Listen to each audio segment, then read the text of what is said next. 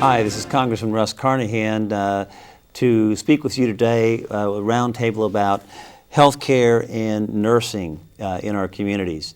This has been a big issue nationally, certainly in our state, and right here in our community. And I'm pleased to be joined today by Jan Polizzi with Nurses for Newborns. Really has been a national model for prenatal care and services to new mothers. It's right here in our community. And also Michelle Zost, who's with the nursing program at Jefferson College, who I think can provide some great insights in terms of the nursing shortage and some of the challenges with the nursing profession today.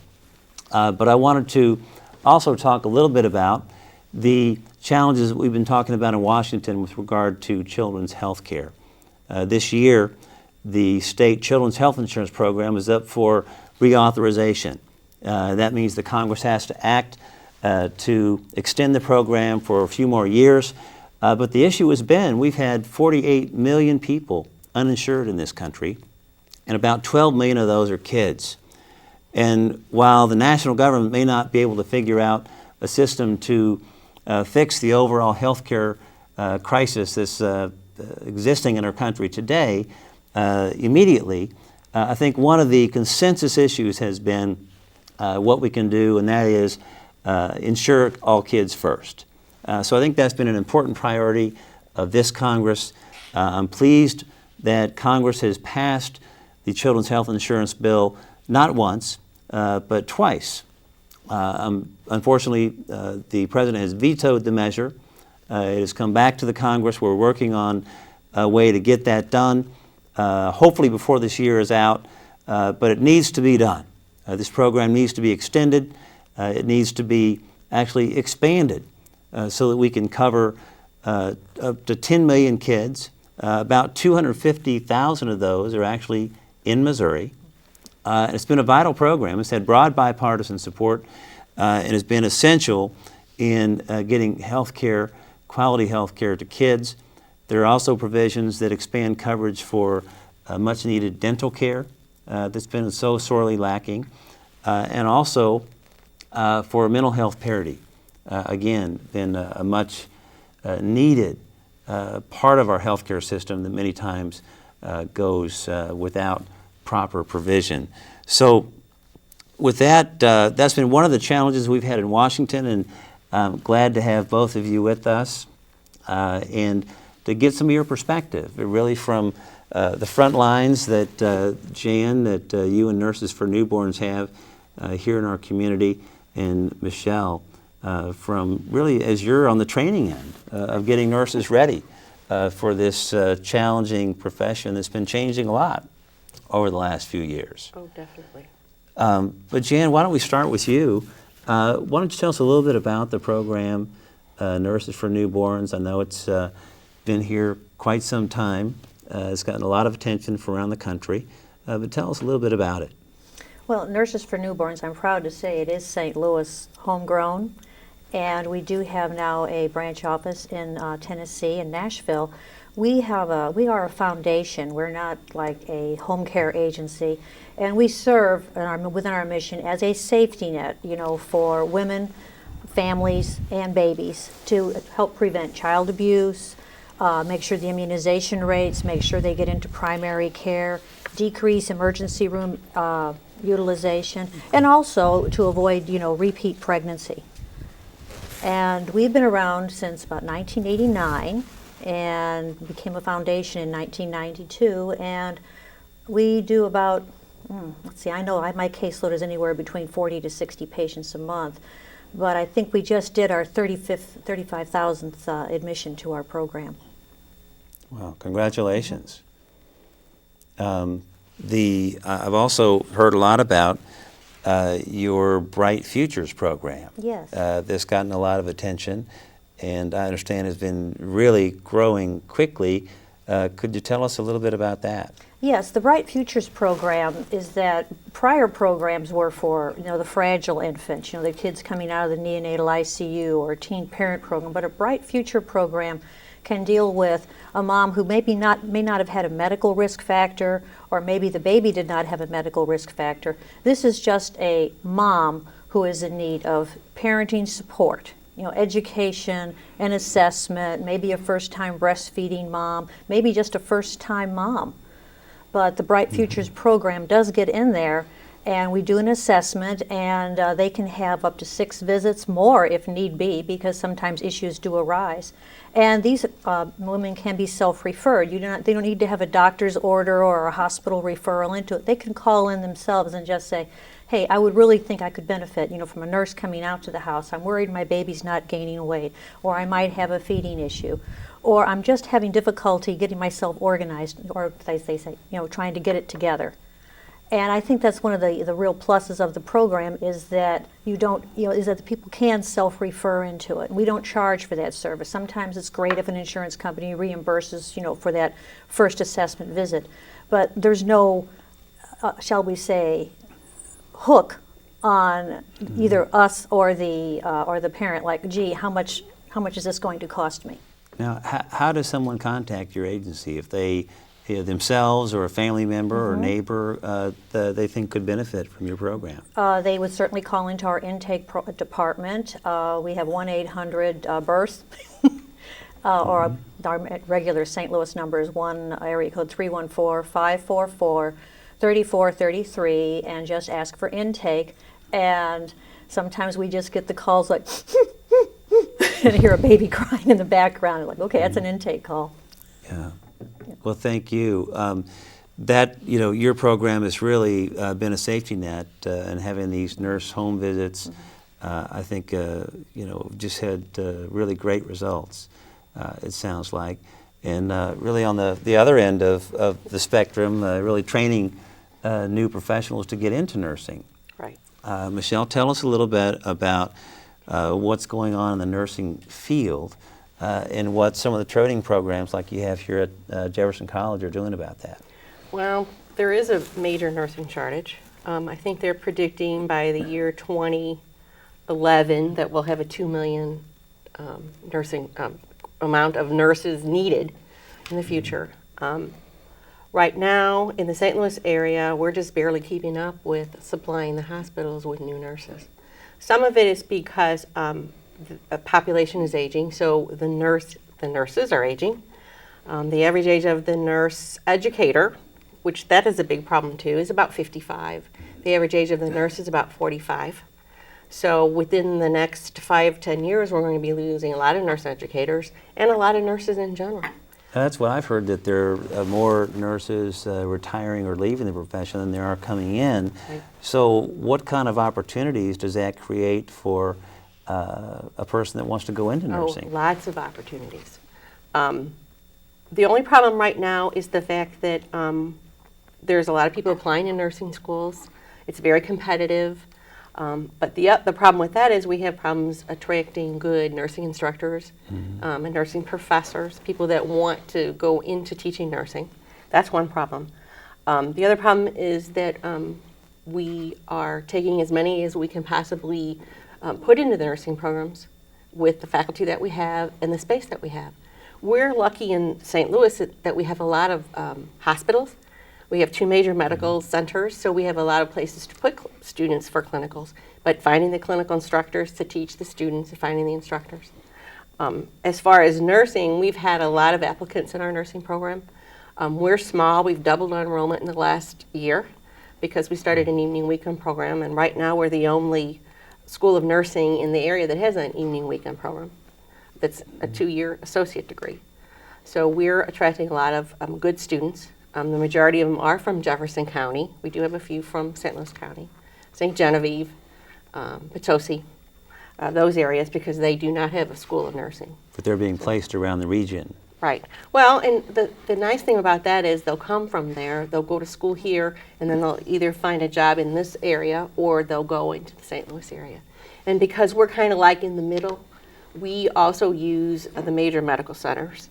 Even though we're about 45 miles south of St. Louis, we do use a major medical center, so they get involved in those areas, and they like it, then they decide to move up, or they move into Jefferson County and work in the healthcare field here. Yeah, a lot of people don't realize it, but healthcare is the biggest employer in our region by numbers. So there's certainly a lot of demand.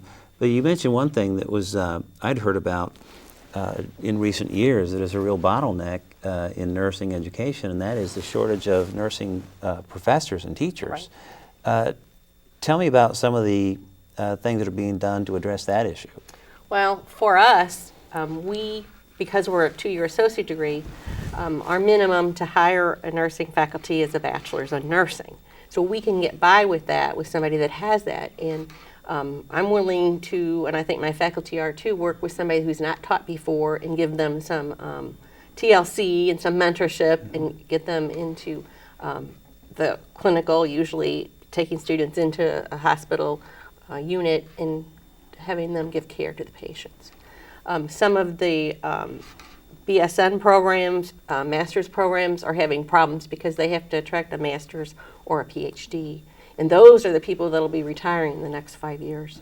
So one of the things I think nursing in general has to do is push to have our good nurses go back to school. And I did hear something going on with, I think it's the federal government that's giving money to nurses to go back to school. Right. So one of the things we've talked about in Washington is exactly that, some incentives Right. because that is such a bottleneck in the profession. We heard some numbers about many more students wanting to go to nursing school than could get in, and one of the limiting factors was not having enough teachers. So it's important we try to address that shortfall. But in terms of the person out there that's thinking about nursing, if they wanted to either learn more or look into ways to get into the nursing program here, what could you suggest to them? Well, first of all, I would suggest that they take a look at if they really wanted to get into healthcare.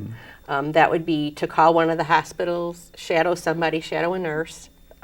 Usually departments of education at the hospital will give you a person that'll let you do that. Go volunteer at a long-term care facility just to see if you like it. Because it's a lot of time and effort to put into it if you don't like that kind of work. The other thing is just to go back to school and take a couple classes, something basic like math or science class, and see if you like that. And if you do, then call our nursing department. Call the college, which would be 636-797-3000. Our nursing department phone number extension is 406 or 429. Catherine is our admission secretary, and she can answer all your questions. Great. So. In terms of the debate that you've seen, and I know you all both follow healthcare very closely, but in terms of the debate about healthcare reform and things that are needed, talk to me about some of the priorities, if you had to pick out in your work, Jan, that you think ought to be looked at really closely in terms of public policy. Oh my goodness, there's so many priorities. I have to think of the number one. Definitely, as you stated, all children should be insured. They are our number one investment. A sick child does not learn well. That child misses school. That child infects. If it does go to school, it infects everybody else. So all children should be covered. And they also should be ready to learn. So that is probably my number one priority. But also you've got to think about their families and the stresses on the families for uninsured parents and grandparents, that have lost their Medicaid and they're in nursing homes, or parents have to stay home because they can't get, their aged parent into a nursing home because of the Medicaid being cut, so they're having to stay home. So definitely the goal for me would be to get everyone covered. But we have to, the children first, because children, we have to be advocates for our children. And I think that we should, rebuild our country, and while we're also rebuilding Iraq, I think our priority should be rebuilding our country, starting with the kids.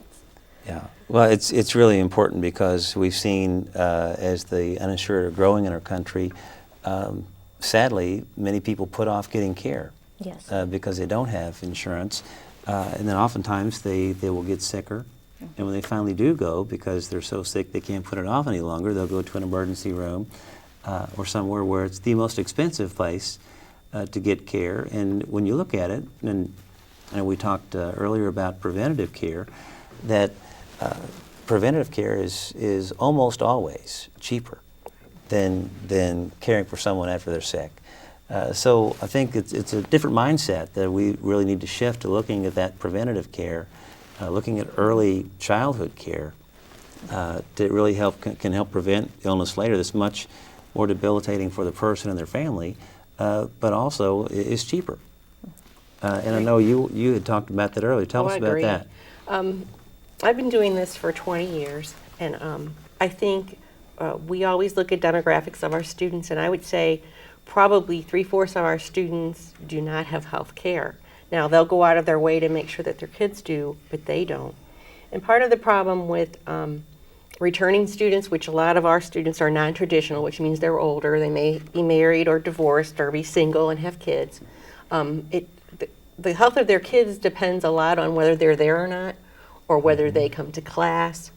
The other thing is education for these folks is most important because it gets them out of where they're at now so that they can get a full-time job and get health insurance for themselves and their family. It's real interesting to me that over the period of time that I've been here, how many more students that we have that don't have health insurance and are just surviving, just getting by, hoping that they don't get sick or their kids don't get sick so they can finish school. And something like that, a major catastrophe for them with a child being sick, drops them out of school and they can't go back to school.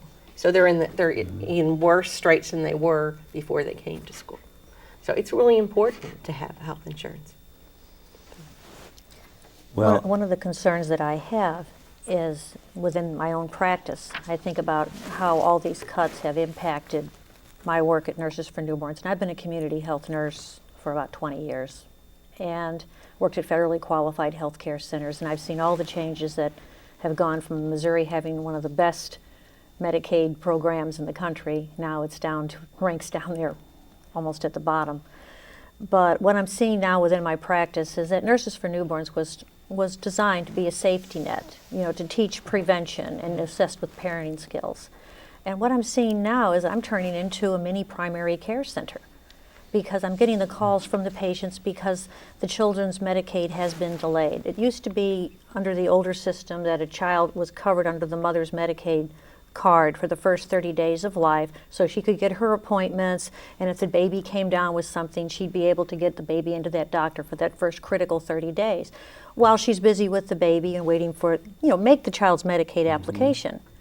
But now if a child gets sick, I have physicians that are not taking the private physicians. It's not like a federally qualified center or an emergency room. But if you don't have the child's Medicaid card with the child's name on it, your baby could have thrush, but you're not going to be able to get the medication covered because the child does not have a Medicaid. And it used to be that you had that 30-day window. And we're talking about the postpartum period where the mother is really struggling and trying to, and now dead of winter has set in. So I'm getting, the calls are coming in earlier. Could you please come on, just check on the baby? I might have already made the assessment. I'm not due to go back for another week or so. And I have my routine, but now it's like, it looks like the baby might be coming down with a cold, or maybe I can't tell whether this is teething or an ear infection. And before, 2 years ago, I could have said, sounds like you need to call the doctor and get it checked. And I can do a little mini triage on the phone, but it ends up that the mother is like, she doesn't have the copay.